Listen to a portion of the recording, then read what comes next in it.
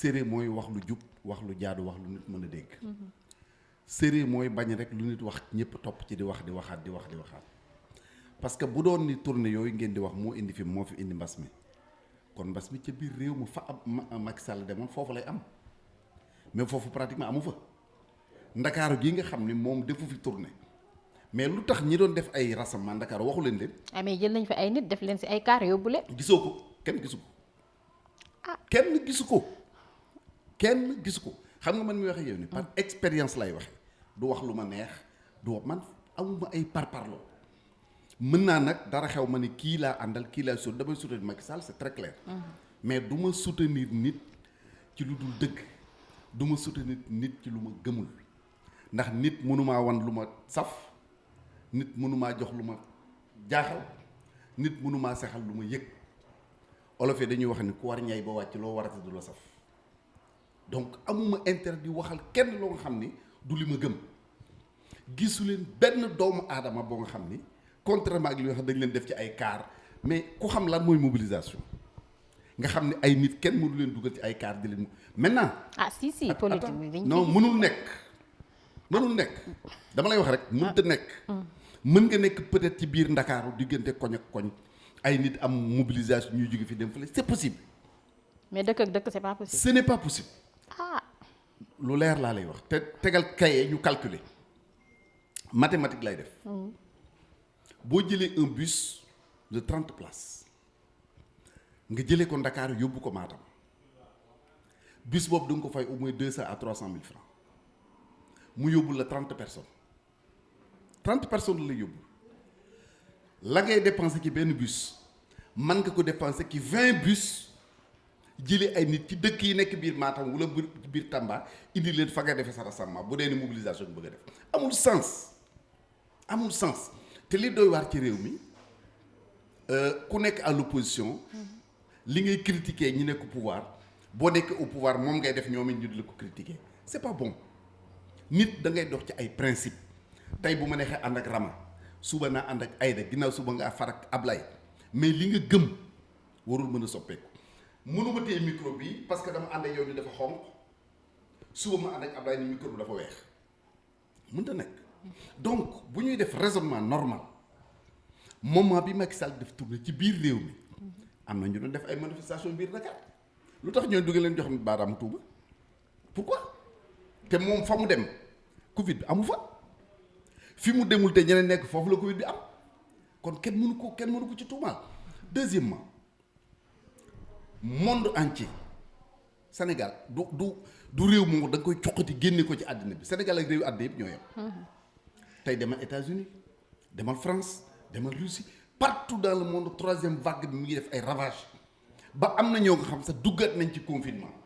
te réew yi ñooñu ëpp doole ñooñu ëpp la lépp donc problème bi nekkul foofu problème bi mooy responsabilité personnelle la kenn ku ci nekk da nga war a jël sa responsabilité gérer parce que ku dee yaay ñàkk di ak sa njaboot yaay ñàkk sa bakkan sa njaboot di la jooyal am na ñu fi doon wax naan vaccin yi baaxul du ñoo jëkk di vacciné wu donc loolu dafa doy rek pour wane ni lii ñu lay wax ni gëmuñu ci dara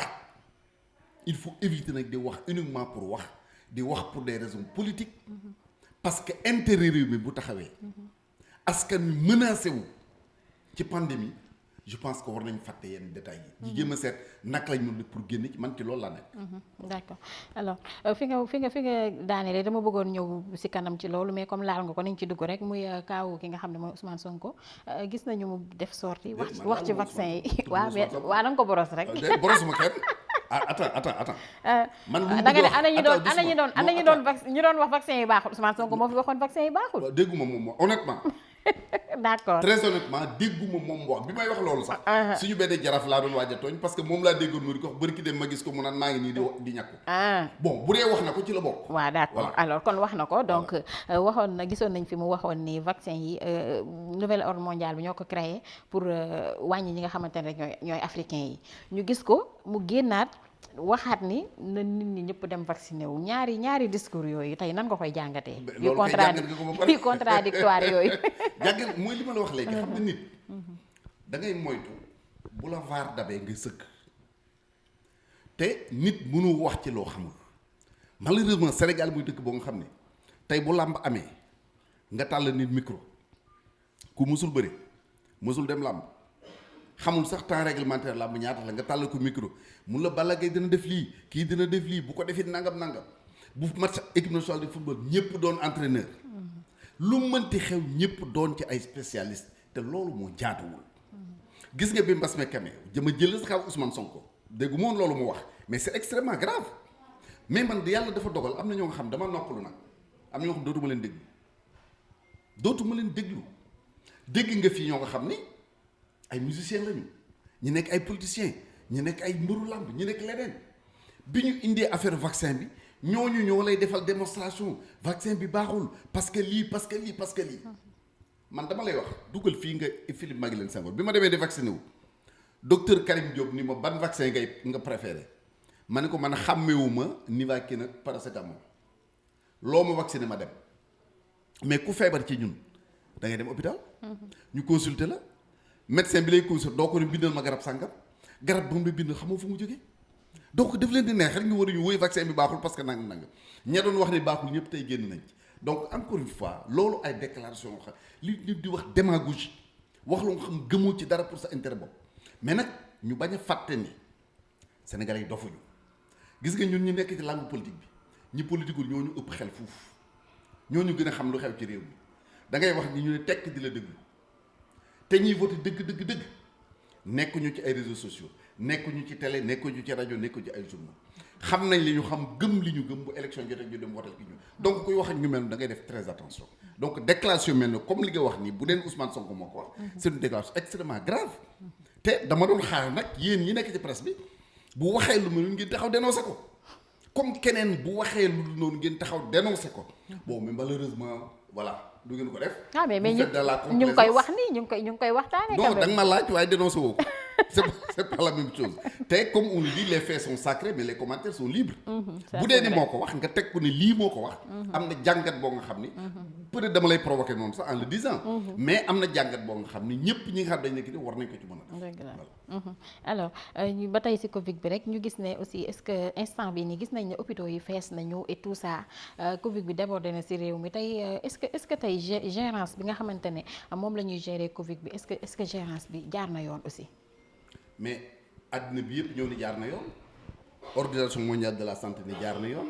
Afrique yëpp ni jaar na yoon ba ñu wax le modèle sénégalais donc wax ji du loolu mais jëlal fu mel ni États-Unis encore une fois jëlal France jëlal Belgique jëlal Allemagne jëlal Italie jëlal feneen ak feneen mais dañu dem ba hôpitaux yi débordé waxuma la rek ñun par contre dañu war di saluer effort yi nga xam ni personnel de santé ñi ngi koy def dégg naa kenn ku wax ci rajo yi naan je pense même c'est un docteur naan li yàq xeex bi ñuy xeex mbas mi ay politiciens ñoo ko ngar daje ban politicien moo ci nekk aucun politicien nekku ci aucun je défie quiconque mu wane ni tel politicien moo ko ngar daje y a un ministre de la santé état bi lay représenté à part moom ñi ko entouré ñëpp c'est des spécialistes de la santé donc loolu je pense que déclaration mel noonu dañu koy war di ñaawlu parce que dafay démoraliser te gis nga bu ñu nekkee ci jamonoy xeex jamonoy mbas jamonoy guerre am na ay position bu ko nit defee kaso la ko war a dem am na bu ko nit mën a takk di ko wax di démoraliser di démobiliser ay nit alors que ñi ngi xeex loo nga xam njariñu askan wi la kooku kaso la mérité heureusement d'ailleurs pour ñenn ñi état bi ñu yoree l'état laisse faire mais man am na loo nga waxuma le président de la République mais si j'étais ministre de l'intérieur il y a certaines déclarations boo ko defee dans le situation doo faram sa kër booy boo ñu ni dictateur nga booy boo ñu lu la neex mais su international taxawee nit ki dañu war a denc seen intérêt personnel te bëri na ñu ci wax ñoo nga xam ñëpp si nii fu bopp rek ñu wax man xam naa benn waay boo nga xam ne bi mbas mi commencé daf ni moom am na ay oto yu mën a transporter maladie nañ ko jox exclusivité marché boobu ministère de la santé bañ pourquoi mu bañ parce que hôpitaux yi dañu am ay ambulance bu ñu demoon ba ambulance mënatuñ jël malade ñu sëgg wut beneen pexe kooku mer depuis boobu début bi ba léegi lépp lu ñu def lu jëm ci mbas mi mu jëm ko yàq am na keneen kooku dañ ko joxoon benn programme national ministère de la santé mu lekk xaalis bi ñu def inspection jàpp ko mu remboursé jusqu'au dernier centime kooku lu ñu wax tey mu xëpp ci suuf te pourtant bu ñu meloon ni moom ñi xam ñëpp bu ñu meloon ni moom dañ naan ko diw yaa fi def nangam ak nangam mais du loolu mu am solo li am solo mooy def éveil des consciences sénégalais yi xam ne réew mi ñun ñëpp ñoo ko bokk Masamba moomu ko Mademba moomu ko te ñu bëri ñuy wax ñoo nga xam ni ñi ngi wax lu yàq parce que wóor na leen ni ils sont protégés wóor na leen ni bu réew mi doon tàkk tey ñu daw dem seen yoon mais ñi nga xam ne mënuñu dem mënuñu génn fenn réew mi dañu am seen i doom seen i jarbaat seen lépp fii lañ ko amee teraanga bu ñu amul néew ko bari fii la nekk ci biir réew mi je pense que ñooñu waruñu accepter ay nit di leen manipuler. dëgg la alors tey li ma bëgg a laajaat leneen rek mooy tey est-ce que tey mesures yi nga xamante ne tey war nañ ko jël yëpp ci période mbas bi est-ce que jël nañ ko yëpp ni mu waree. non jëluñu mesures yëpp parce que li may wax nag du sama xam-xam bopp dama dégg démb je pense que RTS ñoo doon def benn reportage ci centre yi mu am benn spécialiste benn docteur dama fàtte turam mu di ko wax muy wax ni par exemple mën nañ jël fu mel ni Arena Tour transformé ko def ko benn centre bu ñu yóbbu ñi feebar loolu dana tax sax ñenn ñi jóge ci biir réew mi ñu mën leen yemale foofu fu mel ni gare des pèlerins bi ñu def ko lu mel noonu donc joxe ay exemples yoo nga xam ni war nañ ko ci mën a def ñaareel ba jàpp na ni mbir dina egg foo nga xam ni liw dafa am lu war gouvernement bi te defagu ko mooy fexe ba ñàkk yi mat te ñàkk yi matagul doyagul bo mais su fekkoon ne ñàkk yi doy na damay wax ne nañ jël ñu mel ni militaires yi boole leen ci liggéey bi ñu am taxawaay boo nga buñ ko ci amee yaakaar naa ne ñàkk yi dana gaaw am na leneen loo nga xam ne it proposé wu naa ko. maanaam forcé nit ñi ñu ñàkku. non doo leen forcé parce que nit ñi mën a leen mais ci li may jëm nii mooy indi forcé bi. ndax wax naa ko il y a 2 mois ministre de la santé bind naa ko président de la république wax ko jamono yooyu ni ko kenn mënul forcé nit ñi. waaye nag mën nañ ne balay nit a dugg ci làmb ji ñàkku. balay nit a seetaan nawetaan di nga ñàkku. bala ngay dugg ci restaurant bala ngay dugg ci boîte de nuit bala ngay dugg ci car de transport di nga ñàkku. bu ñu ko defee ñëpp dinañ ñàkku mais loolu nag pour ñu def ko aussi il faut que ñàkk yi mat. il faut que bërëb yi nga xam ne nit ñi dañ fay ñàkkoo aussi gën a bari. mais dañuy rafetlu parce que gis nañu par exemple lu jëm ci oxygène bi ñu ne état bi jël na ko en charge di ko fayal boppam. gis nañu jeunesse bi surtout dama leen di wax ne ni leen ñaw c'est bien fait pour vous parce que bi affaire bi soo ko commencé dañu leen wax ni mag ñi lay lor. bu ñu leen nee xale yi dem leen ñàkk ko ñu bañ. toog leen ci kër yi ñu bañ. raxasu leen ñu bañ léegi nag comme gis nañ ni ci ñoom la affaire bi wëlbatiku. centre boo dem ma nga fees dell ak jeunesse. mais loolu aussi dañ koy rafetlu. que vraiment ñooñu am prise de conscience boobu. mën a dem di ñàkku ji en masse. je pense que loolu lu am solo la. maintenant li ci des mooy ñàkk baax na baaxul nañ dem bu ñu dem fépp la am dans le monde. foo dem ci àddina bi même France boo déggee. dem na ku mel ni ba docteur Raoul par exemple dem nañ ba di ko porter plainte. c'est vrai donc c'est un débat boo nga xam mënul ñàkk. mais li ci am solo mooy nañ ko bàyyi ak ñi ko moom. dëgg la scientifique yi ñoo ci mën a wax. waaye koo nga xam ni yow xàmmewoo benn garab bu jokkoo ko mënoo ko xàmme. boo bëggee taxaw di wax ci ay ñàkk aussi da ngay wax pour yàq. mais vraiment amuloo ci benn xam bu war a tax nga di